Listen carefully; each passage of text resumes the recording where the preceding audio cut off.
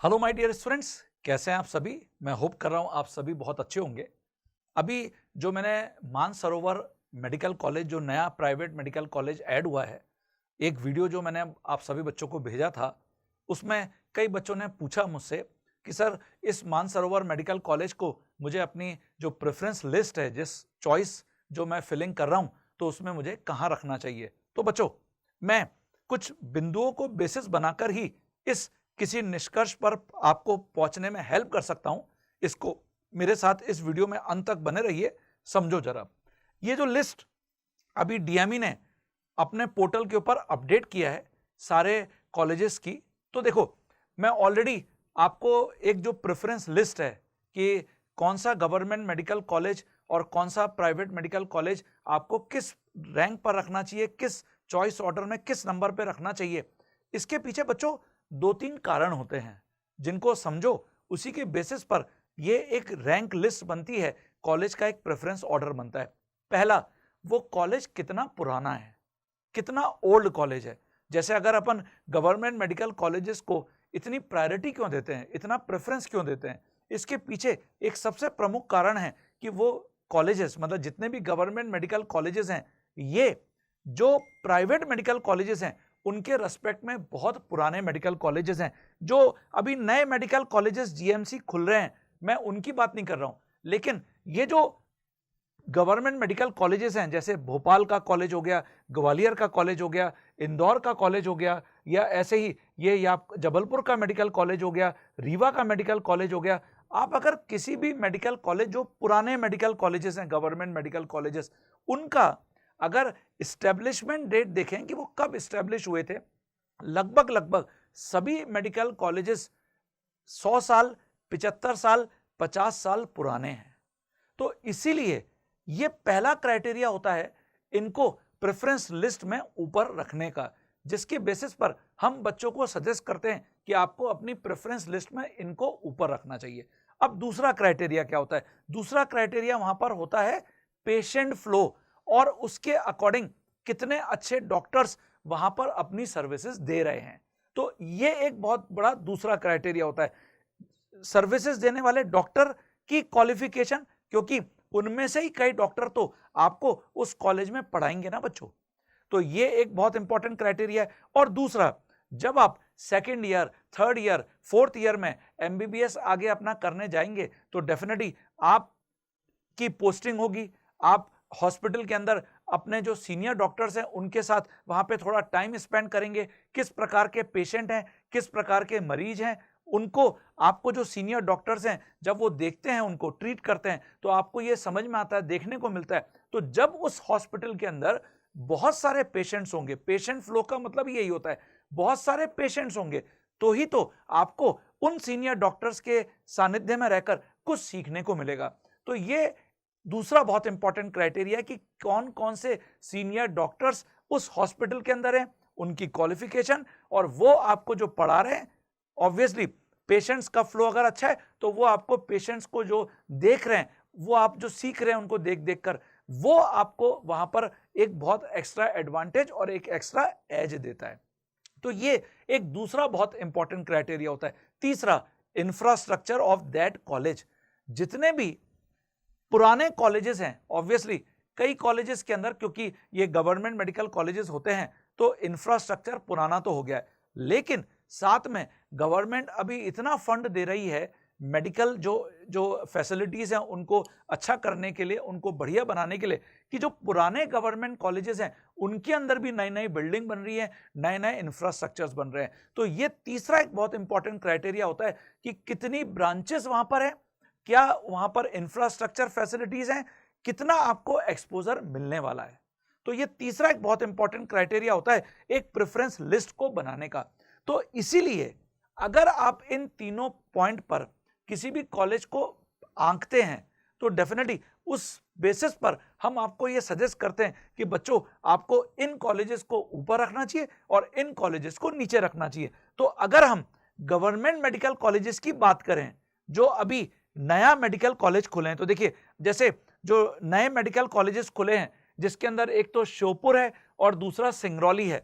तो श्योपुर और सिंगरौली इस साल नए मेडिकल कॉलेजेस हैं। ऑब्वियसली इनके अंदर अगर मैं थर्ड पॉइंट को देखूं, इंफ्रास्ट्रक्चर नो डाउट, क्योंकि नए मेडिकल कॉलेज खुल रहे हैं तो बहुत ही शानदार इंफ्रास्ट्रक्चर इनका बनाया गया है। जैसे अगर मैं लास्ट ईयर को देखूं, नीमच हो गया, सिवनी हो गया, मंदसौर हो गया, इनका जो इंफ्रास्ट्रक्चर है, इनकी जो बिल्डिंग है, अगर आप बाहर से इनकी बिल्डिंग देखेंगे आपका दिल खुश हो जाएगा। आप इनके हॉस्टल्स देखेंगे क्योंकि सब नए बने हैं, आपका दिल खुश हो जाएगा कि अरे यार ये तो बहुत ही शानदार दिख रहा है, बहुत ही बढ़िया दिख रहा है। लेकिन जो पहला और दूसरा बिंदु होता है वो बच्चों बहुत ज्यादा मैटर करता है कि वहां पर कितने पेशेंट्स हैं, वहां उस हॉस्पिटल के अंदर कितने फैकल्टीज हैं जो आपको वहां पर 5 साल पढ़ाएंगे, एमबीबीएस की आपकी पूरी पढ़ाई करवाएंगे, आपको अगर आप बीडीएस कोर्स ज्वाइन करते हैं तो आपको पूरी पढ़ाई करवाएंगे। तो ये बहुत इंपॉर्टेंट क्राइटेरिया। तो केवल हम इंफ्रास्ट्रक्चर के बेसिस पर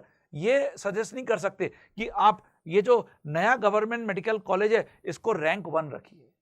तो कई बच्चे ऐसा सोचते हैं कि सर मुझे तो इंदौर का मेडिकल कॉलेज मिलने ही नहीं वाला, मुझे तो भोपाल का गवर्नमेंट मेडिकल कॉलेज मिलने ही नहीं वाला, मुझे जबलपुर का मेडिकल कॉलेज मिलने ही नहीं वाला, तो फिर मैं उनको अपनी चॉइस लिस्ट में रखूं ही क्यों। बिल्कुल ऐसा गलती बिल्कुल नहीं करनी चाहिए। हमको हमेशा जो प्रेफरेंस लिस्ट है उसमें जो सबसे पुराने और जो आपको प्रेफरेंस लिस्ट मैंने भी कई बार सजेस्ट करी है, आप उसी ऑर्डर में आप अपनी प्रेफरेंस लिस्ट को अभी भी भरो, सेकेंड राउंड में भी भरो, आगे थर्ड राउंड में भी भरना। ऑब्वियसली जहां पर सीट खाली है और जो आपका मेरिट लिस्ट में रैंक है आपको, क्योंकि ये तो पूरा ऑनलाइन यहां पर चॉइस फिलिंग हो रही है, पूरा ऑनलाइन आपका पोर्टल के ऊपर दर्ज हो रहा है, तो कंप्यूटर जहां जहां पर सीट खाली होंगी वहां पर आपको जो भी आपने सबसे ऊपर भरा हुआ है कॉलेज, अगर उस सीट खाली के अकॉर्डिंग आपको उस रैंक पर वो कॉलेज मिल सकता है तो आपको वो कॉलेज अलॉट हो जाता है।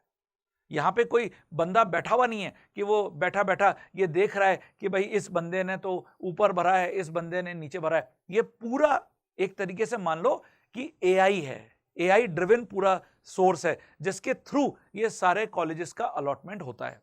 तो आपको गलती ये बिल्कुल भी नहीं करनी है अपनी चॉइस फिलिंग और चॉइस लॉकिंग करते समय कि मैं ऊपर वाले कॉलेजेस तो मुझे मिलने ही नहीं है, मैं उन कॉलेजेस को क्यों भरूं, सिर्फ 1 या 2 कॉलेज मुझे मिलने की पूरी चांस है, मैं केवल उन्हीं 2 कॉलेजेस को भरूंगा। क्योंकि चॉइस जब आप लॉक करते हैं तो उसमें ऐसा कुछ नहीं होता कि आपको केवल 2 ही कॉलेज भरने हैं, आपको सारे कॉलेज भरने का पूरा मौका मिलता है। तो बच्चों इस बात को ध्यान में रखते हुए ही अपना चॉइस लॉकिंग, चॉइस प्रेफरेंस करना। तो मेरा आप सभी बच्चों को सजेशन है, अगर हम नए गवर्नमेंट मेडिकल कॉलेजेस की बात करें, केवल बाकी तो आपने पूरा अपना प्रेफरेंस एक लिस्ट बना ही रखा है, लेकिन अगर अपन श्योपुर मतलब श्योपुर और सिंगरौली की बात करें तो देखो इसमें 2 चीजें आ सकती हैं। अब आप इसको ऊपर और नीचे, अप और डाउन कर सकते हैं। आपके घर के पास कौन सा कॉलेज है, एक ये मैटर यहां पे कर सकता है। और दूसरा, अगर हम बात करें कि ज्यादा पेशेंट फ्लो कौन से हॉस्पिटल के अंदर हो सकता है, तो मेरा ऐसा मानना है कि जो सिंगरौली है वो एक इंडस्ट्रियल एरिया है, एक ऐसी जगह है जहां पर बहुत सारी इंडस्ट्रीज हैं, बड़े बड़े इंजीनियर्स वहां पर रहते हैं, बहुत सारे इंडस्ट्रियल एरिया होने के कारण। तो इसलिए वहां लोगों की संख्या ज्यादा हो सकती है, हॉस्पिटल में आने वाले पेशेंट्स की संख्या ज्यादा हो सकती है, तो आपको एक्सपोजर मिलने के चांसेस ज्यादा हैं। फैकल्टी की बात करें तो दोनों मेडिकल कॉलेजेस क्योंकि नए हैं तो फैकल्टी बेसिस पे तो हम अभी बहुत ज़्यादा कुछ क्लैरिटी से आपको नहीं बता पाएंगे। लेकिन अगर पेशेंट्स फ्लो की बात करें तो पेशेंट जो मैं समझता हूं कि सिंगरौली में ज़्यादा हो सकते हैं as compared to Sheopur. Sheopur अभी बहुत ज़्यादा एक्सपोजर इस टाउन को नहीं है, इस सिटी को नहीं है, और यहाँ पर हो सकता है कि अभी इनिशियली 1, 2, 3 साल पेशेंट का फ्लो उतना अच्छा हॉस्पिटल में ना मिले। तो गवर्नमेंट मेडिकल कॉलेजेस में आपको अगर हम सजेस्ट करें तो आप सिंगरौली को ऊपर रखें और श्योपुर को आप नीचे रख सकते हो, इतना काम आप कर सकते हो। ठीक है बच्चों, अब आते हैं आगे प्राइवेट मेडिकल कॉलेजेस में। अब प्राइवेट में ऑलरेडी ऊपर वाले कॉलेजेस का ऑलरेडी पूरा डिस्कशन हो चुका है, लेकिन जो नया अभी मेडिकल कॉलेज है, जैसे हम देख रहे हैं Mansarovar medical college and MGU hospital Sehore, और ऐसे ही जो पिछले साल नया मेडिकल कॉलेज खुला था school of medical science Shri Satya Sai university of technology and medical sciences Sehore, दोनों ही सीहोर के कॉलेज हैं। सीहोर भोपाल से अगर आप हाईवे पे ही आगे बढ़ेंगे तो भोपाल इंदौर हाईवे जो है ना, तो उस पे लगभग भोपाल से 30 किलोमीटर और 35 किलोमीटर के आसपास सीहोर एक स्मॉल टाउन है जहां पर ये दोनों कॉलेजेस आपको आसपास ही देखने को मिल जाएंगे, 4 से 5 किलोमीटर के अंदर। तो इसीलिए अगर आप भोपाल में ही रहते हैं या भोपाल के आजू बाजू में, जैसे आप मान लें देवास में रहते हैं, आप भोपाल या इंदौर में रहते हैं और आपको प्राइवेट मेडिकल कॉलेजेस में आप अपनी एक प्रेफरेंस लिस्ट बना रहे हैं, तो डेफिनेटली आपके लिए ये कॉलेज सबसे बढ़िया साबित हो सकते हैं। और क्योंकि स्कूल ऑफ मेडिकल साइंस ये लास्ट ईयर का कॉलेज है, लगभग 1 साल इसको हो गया है, जबकि मानसरोवर मेडिकल कॉलेज क्योंकि इसी साल मेडिकल कॉलेज खुल रहा है, लेकिन क्योंकि ऑलरेडी इस कॉलेज के पुराने डेंटल कॉलेज और ये सब चल रहे हैं, तो ये फिर आपकी चॉइस के ऊपर आ जाएगा बच्चों कि दोनों में से आप किसको प्रेफरेंस लिस्ट में ऊपर रखते हैं। तो पहला मैंने आपको क्या बताया, आप ऐसे डिसाइड कर लो आप रहते कहां पर हो, आपके पास मतलब जो आपका टाउन है जहां पर भी आप रहते हैं उसके पास कौन सा मेडिकल कॉलेज पड़ेगा, क्योंकि आपको पूरे 5 साल यहां पे रह के पढ़ाई करनी है। ऑब्वियसली अगर आप अपने घर से बाहर निकलोगे तो हॉस्टल में जाके आपको रहना पड़ेगा, आप हर दिन घर से कॉलेज में अप डाउन तो नहीं कर पाएंगे।